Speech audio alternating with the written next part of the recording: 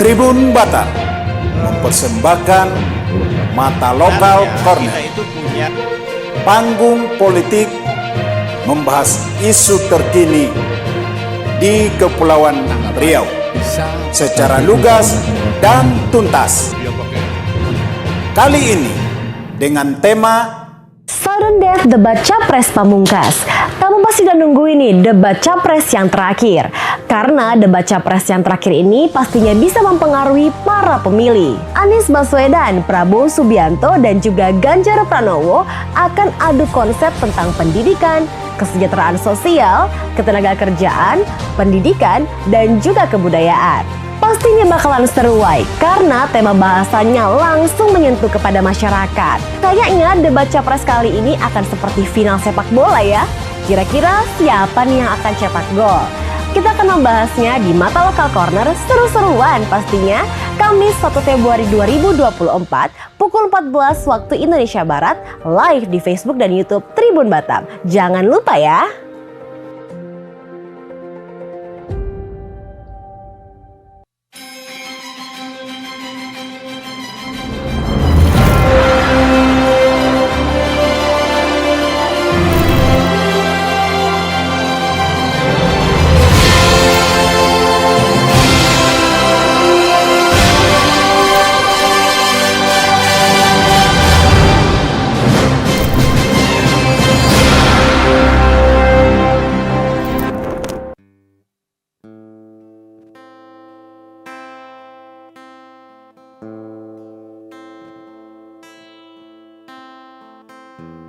Anggur yang beragam, Jalaluddin Rumi. Tuhan telah memberi kita anggur hitam yang begini keras hingga dengan meminumnya kita melayang tinggalkan dua dunia. Tuhan telah memberi kita adalah bentuk candu daya yang menghantar sang pencicip melambung dari kesadaran diri.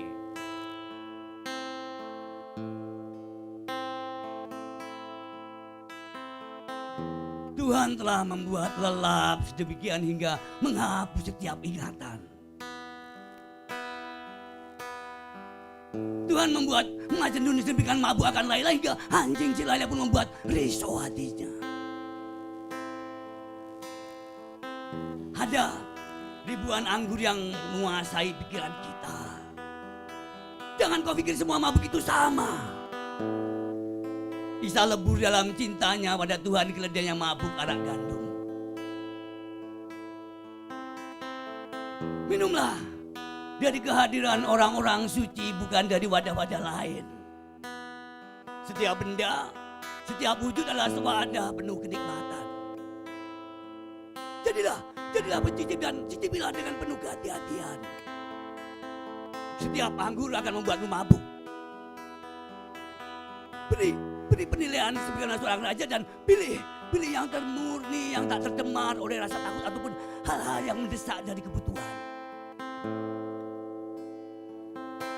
Minumlah anggur yang menggerakkanmu seperti seekor unta beranjak saat tali kekang terbuka dan melangkahlah dengan santai.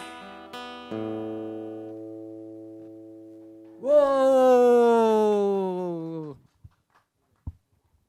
luar biasa. Apa judul tadi, Bang? Sebuah puisi dari Jalaluddin Rumi, judulnya adalah Anggur yang Beragam. Anggur yang beragam.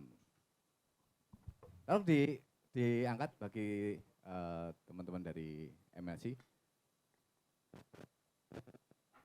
Ya, suasana kita agak berbeda dari biasanya. Kita tadi sengaja menampilkan performan dari Bang Hendrawan membacakan puisi dari Jalaluddin Rumi. Baik, Tribuners, ketemu lagi di Mata Lokal Corner. Kali ini kita akan mengangkat tema mengenai sudden death, debat Capres Pamungkas. Sengaja saya mengambil istilah lama, sudden death, berkaitan dengan sepak bola. Bahwa debat Capres pada minggu nanti merupakan debat Pamungkas. Tentu saja debat ini akan bisa menjadi penentu siapa yang bisa mencetak gol, memasukkan serangan ke lawan, bisa jadi mereka yang akan memenangkan pertandingan. Dan tentu saja debat capres nanti yang kita harapkan bukan hanya munculnya gimmick-gimmick, tetapi juga gagasan. Karena tema yang diangkat adalah tema yang langsung menyentuh kondisi masyarakat, yakni pendidikan, kesehatan, kesejahteraan sosial, inklusi, dan lain sebagainya. Baik, Tribuners, kita akan ngobrolin di Mata Lokal Corner kali ini dengan tadi narasumber yang sudah disampaikan dalam video yang pertama. Saya akan membuka diskusi kita kali ini dengan sebuah pantun. Lagi santai minum es, mendadak lewat sang idola. Simak debat terakhir capres, serunya bak final sepak bola. Baik, saya ke Bang Hendrik dulu lah untuk memaknai tentang puisi tadi. Apa sebenarnya, pesan apa sih sebenarnya yang ingin disampaikan dalam puisi, tentang apa tadi?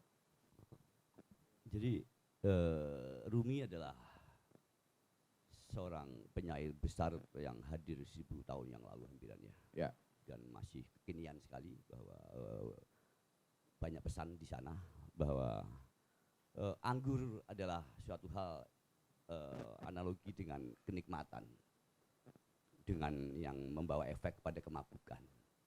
Anggur di sini adalah kita analogikan adalah bisa anggur itu bisa adalah harta, bisa anggur itu adalah kekuasaan, bisa anggur itu bahkan cinta, bahkan juga kepercayaan. Jadi banyak orang yang mabuk dengan 4 hal itu ya. Nah, kita mengharapkan bahwa ini adalah sudden death, di mana terakhir kali paslon-paslon bisa memaparkan ya. Kita harapkan bahwa banyak pesan. Pesannya adalah bahwa buat pemilih ini banyak anggur. Ya.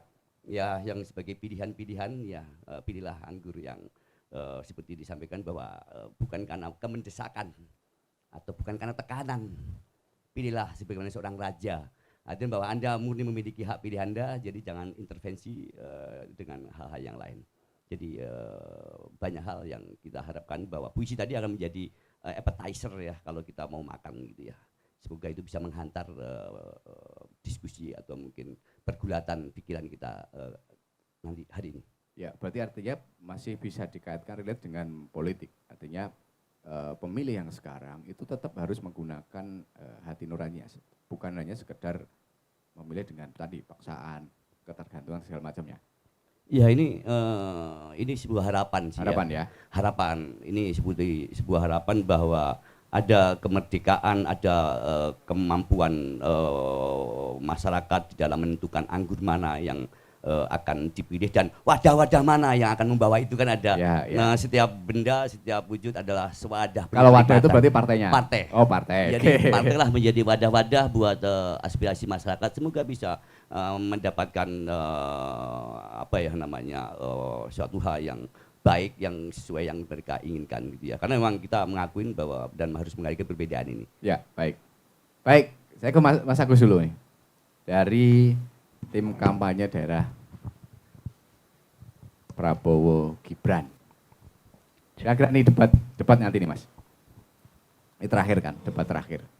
Apakah akan total football atau malah sama kondisinya? Akan terjadi serangan dari dua sisi ke sisi yang tengah. Silakan. Sekali lagi bahwa di debat yang kemarin-kemarin Ya. yang terjadi selama 4 kali ini juga yang ada adalah 02 dilawan oleh paslon, semua paslon gitu. Semua ya. paslon ya? Jadi kondisi itu juga mungkin akan terjadi di debat besok. Oke. Itu udah pasti diantisipasi seperti itu. Sedangkan yang kita akan lihat itu adalah bahwa kita berharap ya, semoga saja. Karena kita sudah dalam posisi yang sangat diuntungkan dari semua hasil survei dan sebagainya, kemungkinan kita akan lebih rileks. Lebih rileks? Menghadapi debat yang terakhir ini, kita akan lebih santai, lebih rileks, dan kita akan jadikan ini panggung yang menggembirakan untuk rakyat Indonesia. Begitu Bang. Ya, jadi artinya bukan pengen bales yang kemarin. Kemarin kan kalau nggak salah Saya pikir balas-membalas itu sudah selesai ya. Sudah selesai. Saya harap begitu ya. Ya. Karena ya apa yang dilakukan oleh Gibran dalam 2 kali debat cukup menjawab gitu. Oke. Dan semestinya besok ini 2 paslon yang lain konsen terhadap ide dan gagasan. Tidak kemudian hanya sekedar untuk menjatuhkan dan menyerang agar kesannya bahwa paslon nomor 2 itu tidak capable gitu. Oke. Tapi lebih konsen kepada narasi dan gagasannya. Ya baik, saya ke Bang Udin dari politisi Partai Demokrasi Perjuangan. Batam ya, gimana Bang? Tadi katanya mau jadi apa namanya? Nantinya nomor 3, nomor 1 nomor 3 tetap akan menyerang. Saya nanti juga akan ke Bang Ojat, tapi belum hadir. Ke Bang Udin dulu. Apakah kira-kira gambaran nanti debat seperti apa? Oke, terima kasih sebelumnya Mas Agus. Ya. Tentu saja saya harus menyapa dulu Tribuners ya. Selamat siang menjelang sore semua, selamat Ya. beraktivitas. Jadi begini ya, kalau dari kami ya, paslon yang kami usung itu sepertinya di tiap kali tampil di saat debat kita happy kok, nggak ada Happy ya? nggak ada kita untuk saling menyerang, enggak. Tapi yang pasti pesan kami itu untuk menyampaikan program-program kerjanya itu masuk ke masyarakat gitu. Karena kita harus akui pada saat debat itu ratingnya ya masyarakat atau mohon maaf matanya masyarakat itu rakyat Indonesia itu ke TV pasti meningkat gitu. Ya, ya. Mereka pengen tahu seperti apa sih yang akan ditampilkan, seperti apa sih mereka penampilan mereka ini. Karena ya masyarakat ini bukan hanya gimmick yang perlu gitu loh. Ya. Mereka juga tahu ketika saya nanti pilih pemimpin si A, apa keuntungannya itu seperti apa sih gitu loh. Apalagi nanti ini kan menyangkut kesra nih. Betul. Ya, yang terakhir nanti artinya yang menyangkut langsung ke masyarakat gitu loh. Tentu dia mau tahu kalau anak saya misalnya satu keluarga ya, anak saya ini saya nggak mampu kuliahkan, kira-kira ada nggak nanti program yang satu keluarga satu sarjana contohnya gitu loh. Itu contoh satu. Itu Pak Ganjar mengusung itu. Ya udah pasti. Ya. Dari 21 program yang diusung Ganjar Mahfud itu salah satunya gitu. Itu yang kami harus mau sampaikan ke masyarakat, ke rakyat Indonesia pada umumnya. Ya, baik. Sebelum nanti kita akan masuk ke programnya sekarang. Kamu dari Mas Suprapto, dari Partai Buruh. Gimana nih pandangan? Harapannya nanti gimana nih? Karena Terima Partai kasih. Buruh belum menentukan sikap ya? Belum ya? Ya, belum Dan menentukan. tema nanti juga akan tema tentang ketenaga kerjaan. Salah satunya itu. Ya, silakan. Terima kasih. Selamat siang menjelang sore kepada seluruh tribuner. Dalam debat nanti yang bisa kasih judul sudden death ini, Ya, kami berharap Partai Buruh berharap ketiga paslon itu memang benar-benar real menyampaikan visi dan misinya terhadap masyarakat. Sebab apa? Kita harus akui ternyata dalam beberapa hari ini teman-teman pengusaha itu sudah berteriak dengan naiknya pajak hiburan. Yang itu adalah efek Omnibus Law, efek Undang-Undang Nomor 6 tahun 2023. Tetapi kami Partai Buruh, kenapa sampai saat ini belum mendukung salah satu paslon dari ketiga paslon, baik itu Pak Anies, Pak Prabowo, ataupun Pak Ganjar. Karena ketiganya ini ketika disodori untuk mencabut Omnibus Law ataupun Undang-Undang Nomor 6 tahun 2023 yang kami anggap itu paling menyengsarakan kaum buruh, bukan hanya kaum buruh, masyarakat. Nyatanya sekarang pengusaha juga berteriak, akan menderita terhadap undang-undang ini. Tapi ketiga paslon ini belum ada satupun yang memberikan reaksi atau memberikan balasan terhadap apa yang kita sampaikan. Maka sampai saat ini Partai Buruh tetap terus berjuang sendiri melawan bagaimana Omnibus Law atau Undang-Undang Nomor 6 tahun 2023 ini dicabut. Karena apa? Terjadinya Undang-Undang Omnibus Law ini, Undang-Undang Nomor 6 tahun 2023 ini kan melalui lika-liku yang sangat luar biasa. Undang-undang yang diketok sampai pagi hari menjelang subuh, itu lahirnya di tahun 2020, habis itu kita gugat, terus ada di akhir 2022 keluar Perpu nomor 2 tahun 2022 yang harusnya pemerintah itu melakukan sidang ulang terhadap undang-undang sebelumnya, tetapi ini tidak. Maka kita berharap contoh dari ketiga debat sebelumnya, ketiga paslon ini belum ngomong masalah bagaimana kalau masalah petani-petani penggarap ataupun lahan-lahan petani kecil itu yang diserobot oleh pengusaha-pengusaha besar, corporate ini nggak ada diomongin sama sekali. Itu aktual yang di lapangan. Tidak ada satupun paslon ini yang ngomong itu, belum ngomong. Tidak ngomong ya, nanti kita salah pula, belum menyampaikan. Belum menyampaikan. Atau belum mendengar. Iya. Karena kita belum mendengar mereka. Kayak apa ini? Ketika ada petani penggarap yang udah berpuluh-puluh tahun dianggap tidak berhak atas tanah itu, tahu-tahu tuh ada corporate yang masuk minta HPL diambil orang-orang kecilnya. Tapi kira-kira di debat nanti ketiga paslon ini berani menyampaikan omnibus law nggak kira-kira? Saya yakin belum berani. Belum berani ya? Belum berani. Karena apa? Itu malah satu hal yang akan dihindari. Iya, karena apa? Ya paling bahasanya mereka akan melihat ataupun akan merevisi pasal-pasal tertentu atau di bagian-bagian tertentu. Sebab apa? Mohon maaf, karena apa? Hampir seluruh paslon ini ada partai pendukung Omnibus Law. Ya. Kan itu. Ya, baik. Saya ke Bang Lukmanul Hakim, dosen pasca sarjana di Unrika. Gimana Bang, mengenai debat ini kan soal pendidikan juga, soal kesehatan segala macam. Silakan. Baik, Assalamualaikum warahmatullahi wabarakatuh. Selamat siang menjelang sore. Ya kalau dari kita ya, dari sisi pendidikan, dari kemarin sampai sekarang ini kan kita menunggu apa sih yang akan dibuat para paslon-paslon ini untuk bidang pendidikan. Karena yang kita lihat dari kemarin sampai sekarang, kalau saya melihat dari sisi paslon itu baru ada satu yang mau melakukan skema mengelola pendidikan di Indonesia ini.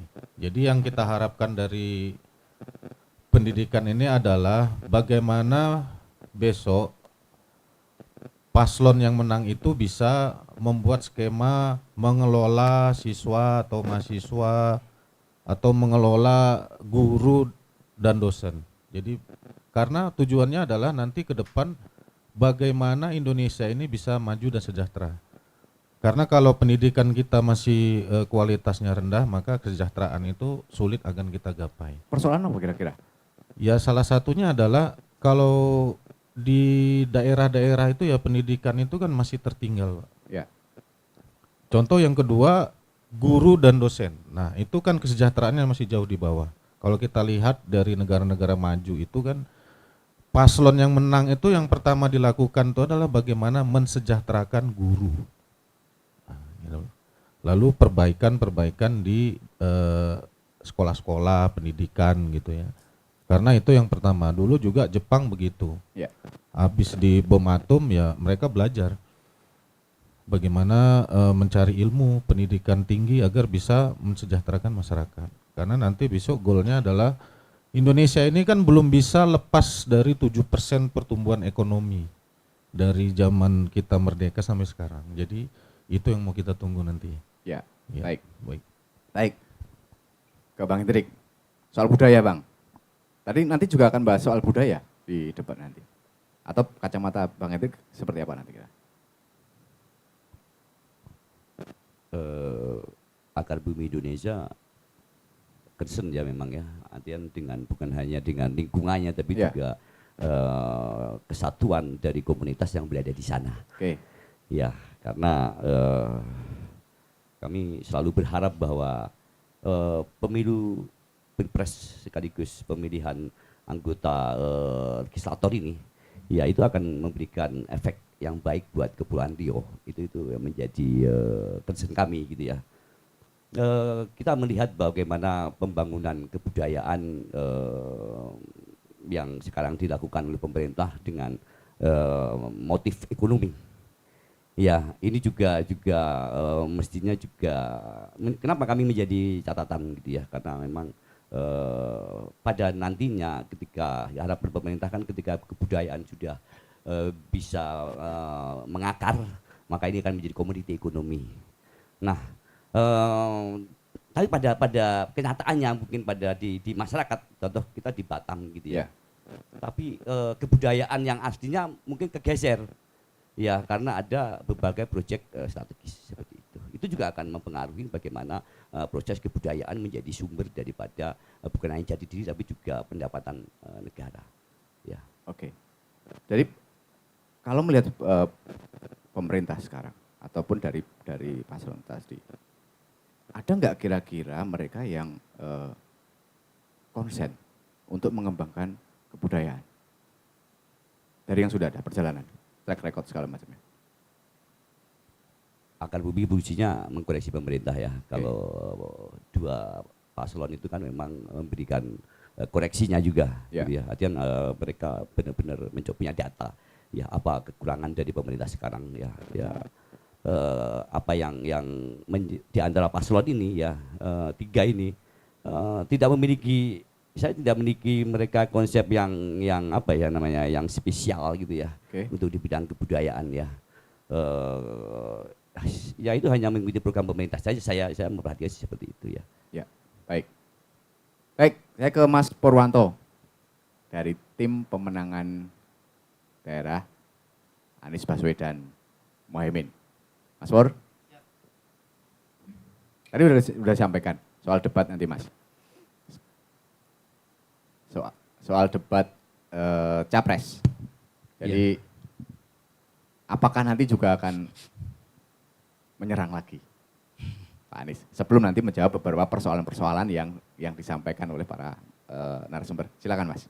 Terima kasih, selamat siang Bapak-Bapak yang sudah hadir. Saya lambat sebentar karena ngurusi pelantikan Pak Anies nih Pak.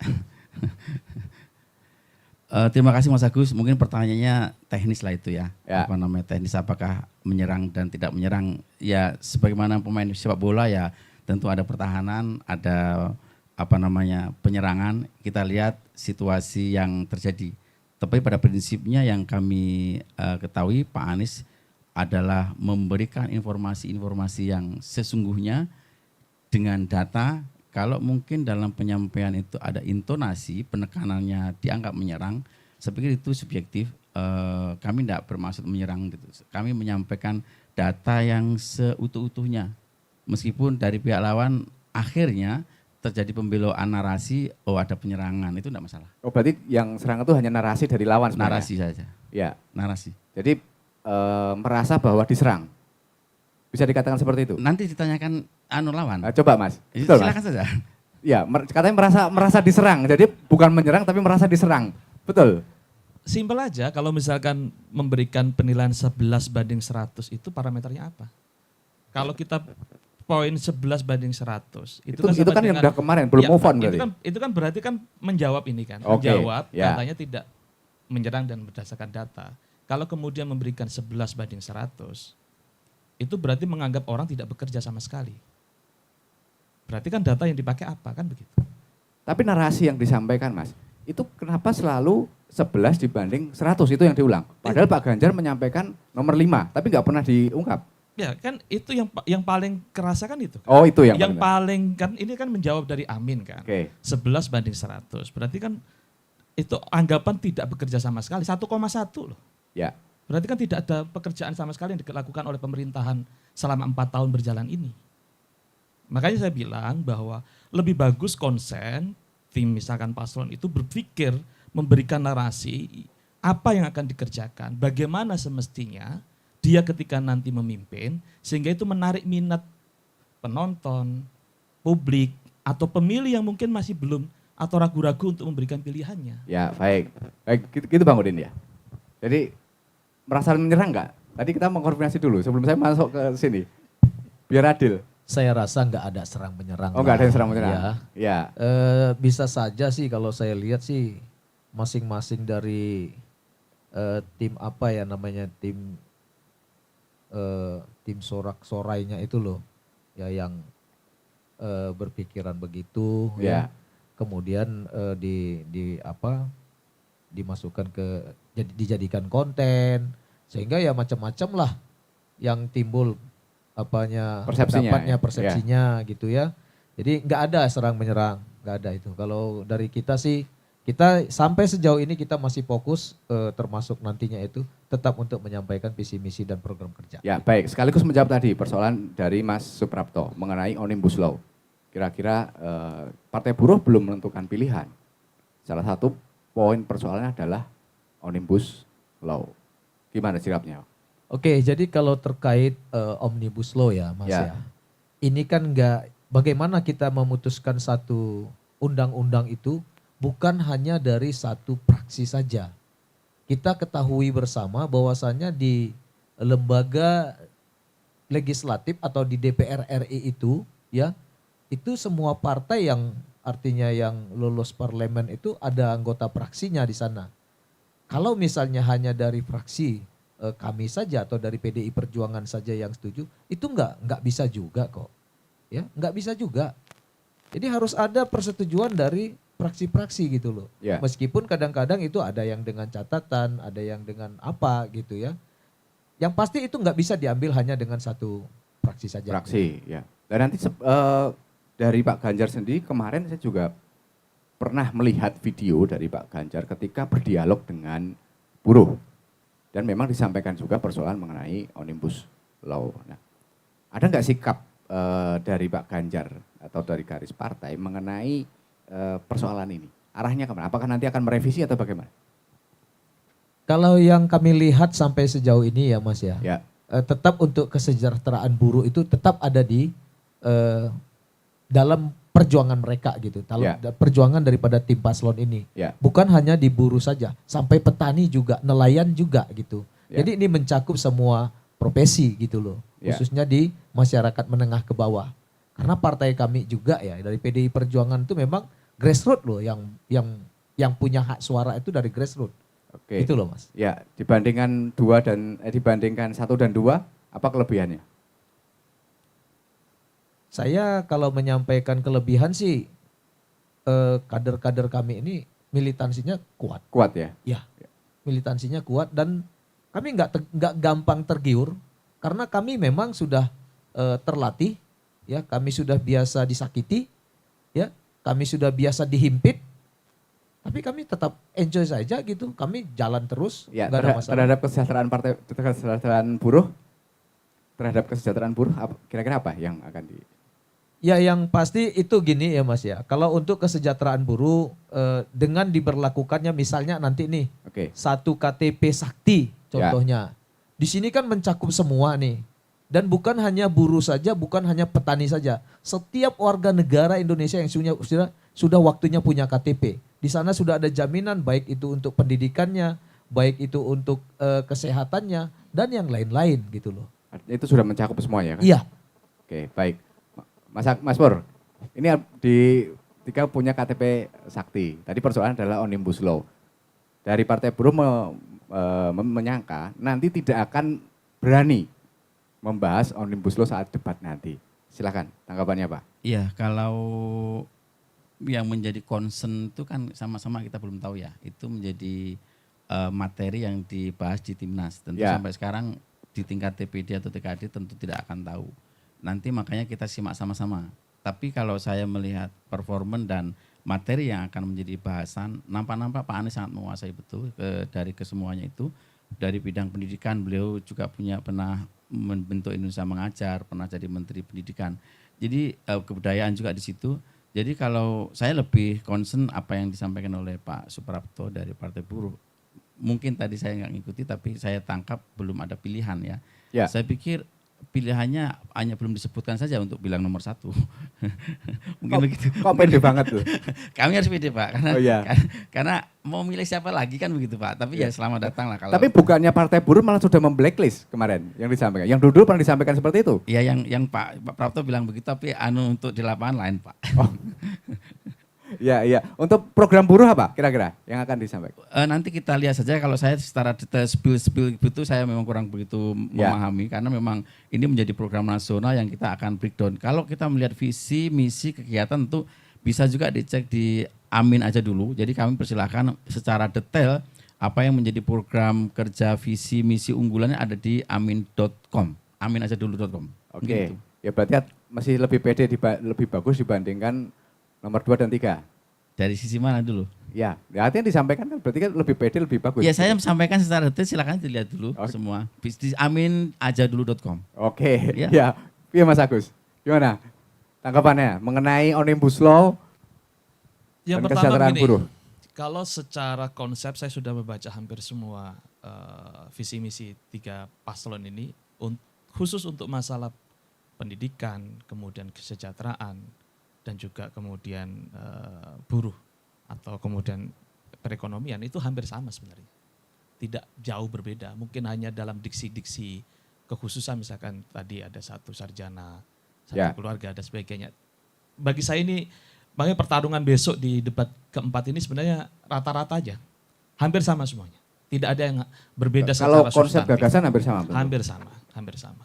Kalau itu. Nah, kalau kemudian tadi kita menengok kepada teman Partai Buruh ketika berbicara tentang Omnibus Law sebagai dasar perjuangan teman-teman, saya pikir Omnibus Law dalam sisi sebagai gerakan itu adalah part of apa yang dikerjakan oleh Capres dan Cawapres.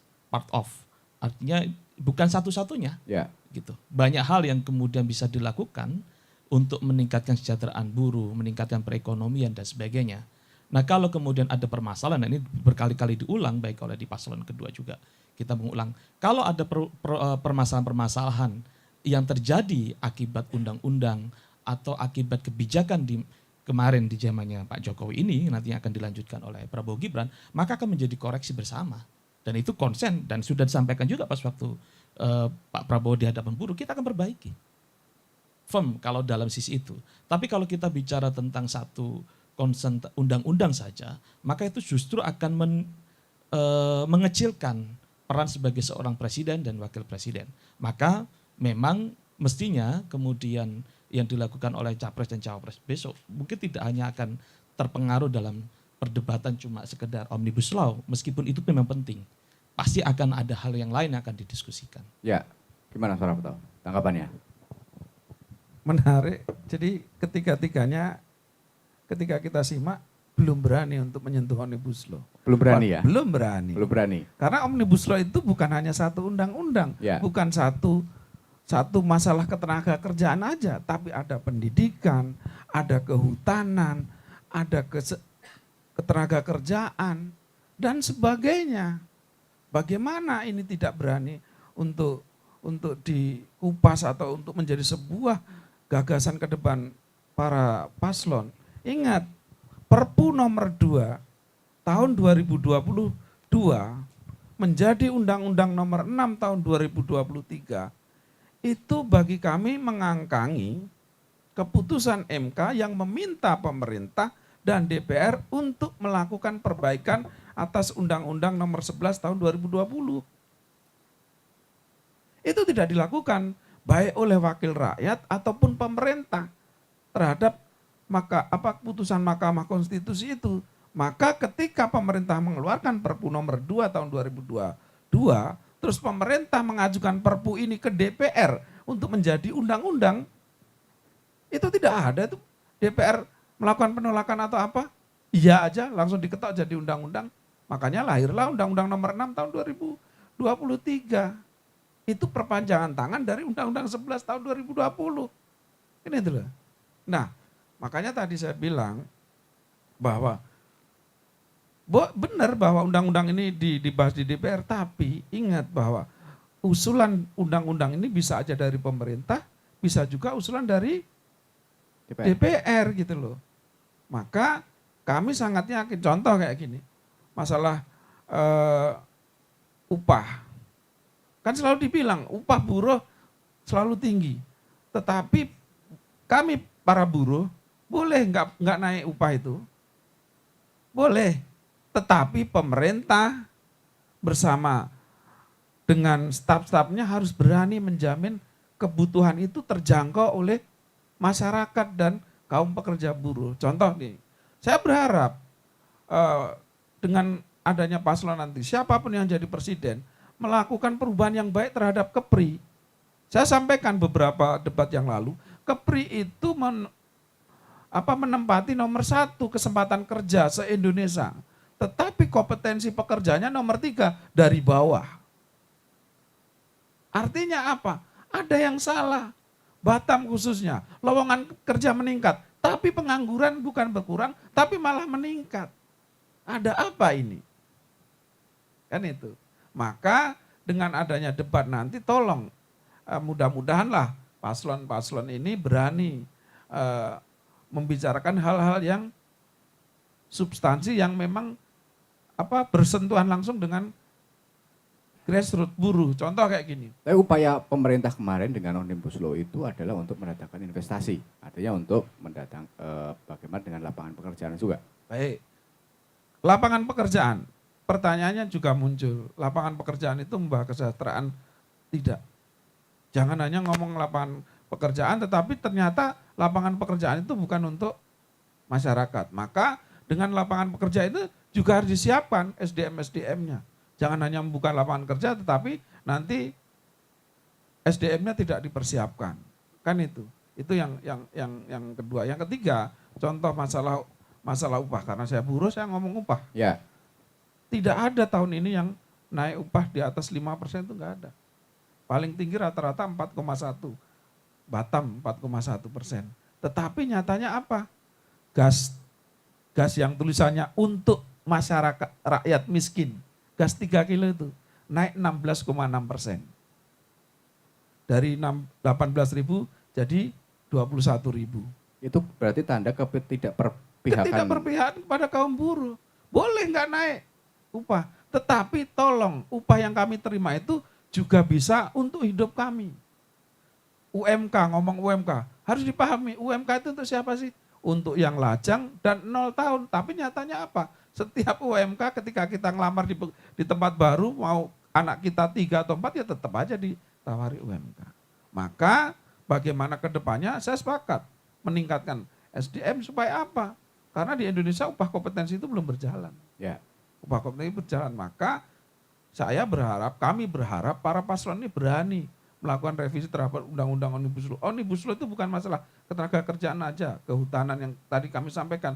Kalau ada petani-petani penggarap yang udah puluhan tahun, terus ada rakyat-rakyat kecil yang tanahnya dirampas oleh korporat, belum ada yang ngomong ini. Kami tidak ngomong aja masalah buruh aja.